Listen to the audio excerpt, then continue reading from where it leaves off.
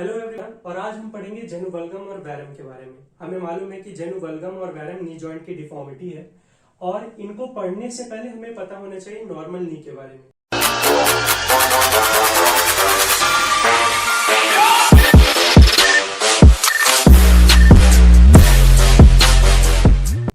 कि normal knee joint में कितनी डिग्री होती है। जो नॉर्मल नी जॉइंट होता है उसमें 185 डिग्री होता है, जिसे कि हम मीडियल टिबियो-फेमोरल एंगल कहते हैं। ये मीडियल टिबियो-फेमोरल एंगल फॉर्म्ड होता है एक ही लाइन के बिटवीन, जो कि क्या है, लॉन्जिट्यूडनल एक्सिस, फीमर और टिबिया की। जो लॉन्जिट्यूडनल एक्सिस है वो हमारे फीमर से पास होते हुए टिबिया के थ्रू निकलती है। हमारी जो लॉन्जिट्यूडनल एक्सिस है वो ग्रेटेड ट्रोकेंटर और फीमर से पास होते हुए टिबिया के थ्रू निकलती है। ये हमारी लॉन्जिट्यूडनल एक्सिस है।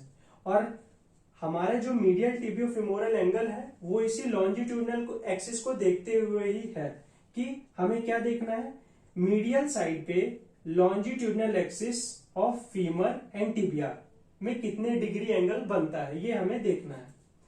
तो लॉन्जिट्यूडनल एक्सिस हो गई। अब इसके बाद आती है weight bearing axis. Weight bearing axis क्या है, यहाँ पे हमें यह भी देखना होता है कि पूरे बॉडी का जो वेट है हेड से, स्पाइन से होते हुए, हिप जॉइंट से होते हुए हेड ऑफ द फीमर, और फिर यहाँ पे ट्रेबेकुलर सिस्टम बोन में होता है, जो कि वेट को क्या कराता है, पास कराता है। वहां से ये वेट बियरिंग लाइन आई जो कि वेट को बियर करती है नीचे की ओर, और वो यहाँ से पास होते हुए नी जॉइंट से होते हुए हमारे कैल्केनियम के थ्रू निकलती है। तो वेट बियरिंग एक्सिस क्या है, मैकेनिकल एक्सिस से एक लाइन है जो कि मैकेनिकल वेट को लोड कर रहा है, फिर वो हेड ऑफ द फीमर से होते हुए centre of the knee joint पे आता है और कैल्केनियम के थ्रू वेट को ग्राउंड में पास कराता है। तो वेट बियरिंग और लॉन्जिट्यूडनल एक्सिस, इन दोनों के बीच में जो एंगल बनता है वो 5 डिग्री एंगल बनता है। दोनों के बीच का 5 डिग्री एंगल बनता है और वो लाइन जो है वो मीडियली पास हो रही है। वेट बियरिंग लाइन जो है मीडियली पास हो रही है और हमें यहाँ पे एंगल किसका देखना होता है, नॉर्मल नी जॉइंट का, मीडियल टिबियो-फेमोरल एंगल, जो कि किसमें फॉर्म होता है, लॉन्जिट्यूडनल एक्सिस में। तो यहां से हमने ये लिया कहां तक, यहां। इसका जो एंगल होता है वो कितना होता है, 185 डिग्री। नॉर्मल जो, ऐसे एग्जांपल के लिए एक लाइन है वो हम ये लेंगे, मान लो कि यहाँ पे क्या है, ये है फीमर और ये है अपनी टिबिया। तो नॉर्मल जो होगा वो कितना होता है, यहाँ पे जो हमारे कॉम्पस में होता है वो 180 डिग्री।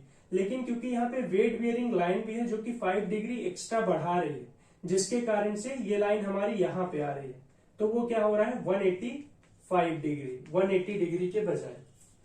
तो हमें ये पता चल गया कि नॉर्मल नी का जो डिग्री होता है वो कितना होता है, 185 डिग्री होता है।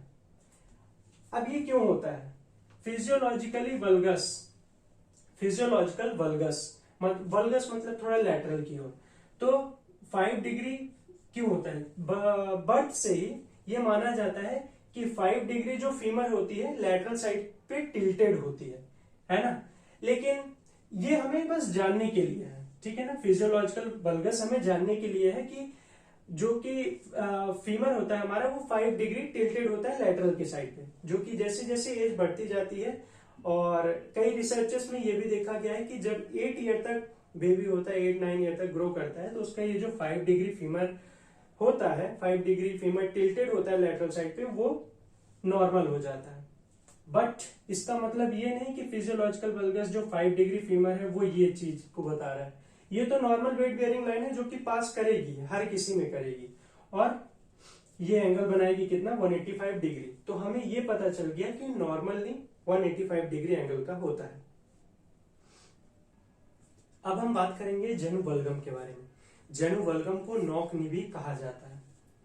जेनुवल्गम कब फॉर्म होगा हमारे नी जॉइंट में, जब इंक्रीज होगा मीडियल टिबियो-फेमोरल एंगल 185 से ज्यादा।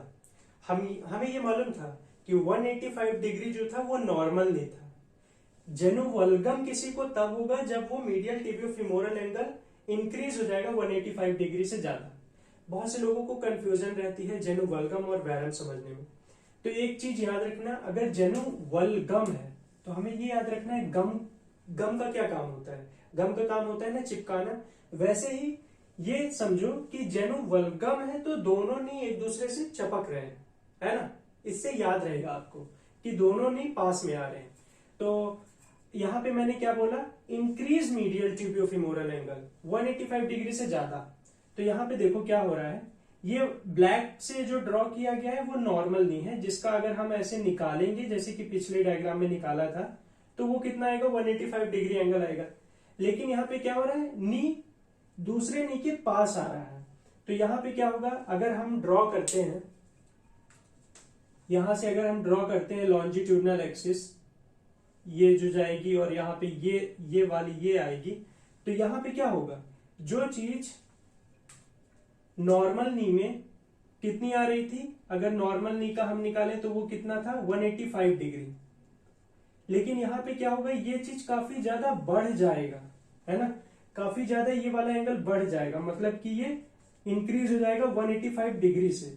तो अगर ये एंगल मीडियल टिबियोफिमोरल एंगल जो कि लॉन्जिट्यूडनल एक्सिस के बिटवीन फॉर्म होता है, फीमर और टिबिया के लॉन्जिट्यूडनल एक्सिस के बिटवीन फॉर्म होता है, अगर वो 185 डिग्री से बढ़ेगा तो उसे हम क्या कहेंगे, जेनुवल्गम। और जेनुवल्गम में हमेशा क्या होता है, नॉकनी होता है। ठीक है, नॉकनी क्या होता है, नॉकनी का मतलब ये हमारा क्या है, ये हमारा हिप है और ये हमारा क्या है, नी है। इसमें हो क्या रहा है कि जो नी है वो एक दूसरे पास में आ रहे हैं, दोनों नी अटैच हो रहे हैं, चिपक रहे हैं, है ना। जैसे कि मैंने आपको बताया वल्गम में क्या होता है, नॉकनी, तो इसे क्या कह देते हैं हम, नॉकनी कहते हैं।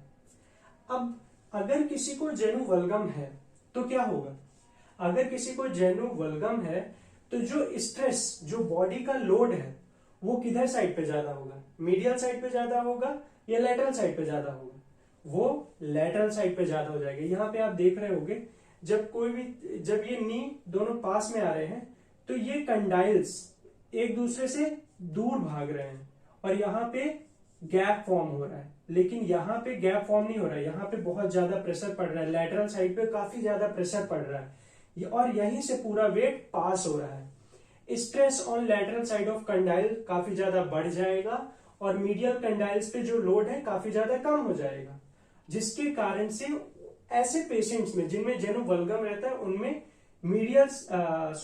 लेटरल साइड पे अर्थराइटिस देखने को बहुत ज्यादा मिलता है। वैसे पेशेंट काफी ज्यादा प्रोन होते हैं अर्थराइटिस के on the lateral condyles of the femur and tibia. और अब हम देखेंगे जेनुवैरम के बारे में। जेनुवैरम को हम बोनी भी कहते हैं। जेनुवैरम क्या है, decrease medial tibiofemoral angle than 185 degree. जब 185 डिग्री से डिक्रीज हो जाएगा मीडियल टिबियोफिमोरल एंगल तो उसे हम क्या कहेंगे, जेनुवैरम।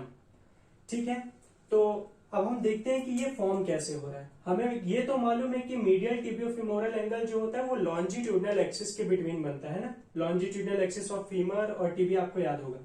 ठीक है, तो यहाँ पे हम देख रहे हैं जेनुवैरम। हम यहाँ पे ये ब्लैक से जो ड्रॉ है वो नॉर्मल नहीं है और ये जो ब्लू से डॉटेड ड्रॉ है वो क्या है, जेनुवैरम है। तो यहां से हम ब्लू में ड्रॉ कर रहे हैं लॉन्जिट्यूडनल एक्सिस जो कि फीमर से गुजरी और ये कौन सी अपनी, जो कि टिबिया से जा रही है। तो इन दोनों का, फीमर और टिबिया के लॉन्जिट्यूडनल एक्सिस का जो एंगल है वो क्या होगा, डिक्रीज होगा 185 डिग्री एंगल से। ठीक है, जो कि नॉर्मल नी में क्या होता है, नॉर्मल 185 डिग्री होता है और इसमें क्या होगा, डिक्रीज होगा।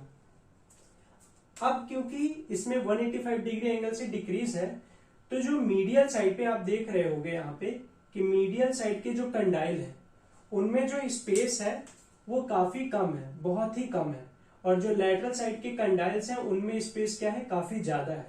मतलब कि जो बॉडी का पूरा लोड है वो मीडियल साइड पे बढ़ गया है, मीडियल साइड पे लोड काफी ज्यादा बढ़ा है, मतलब कि stress on the medial condyle काफी ज्यादा बढ़ गया है और लेटरल साइड पे जो लोड है वो काफी कम हो गया है, डिक्रीज हो गया है। तो मीडियल साइड पे अर्थराइटिस होने के चांसेस काफी ज्यादा बढ़ जाएंगे जेनुवैरम के पेशेंट्स में। क्यों बढ़ जाएंगे, क्योंकि अगर मीडियल साइड पे लोड काफी ज्यादा पड़ेगा तो इसमें क्या होगा, स्पेस कम होगा और कार्टिलेज क्या होने लगेंगे, घिसने लगेंगे और ज्यादा जल्दी अर्थराइटिस होने के चांसेस होंगे उनमें।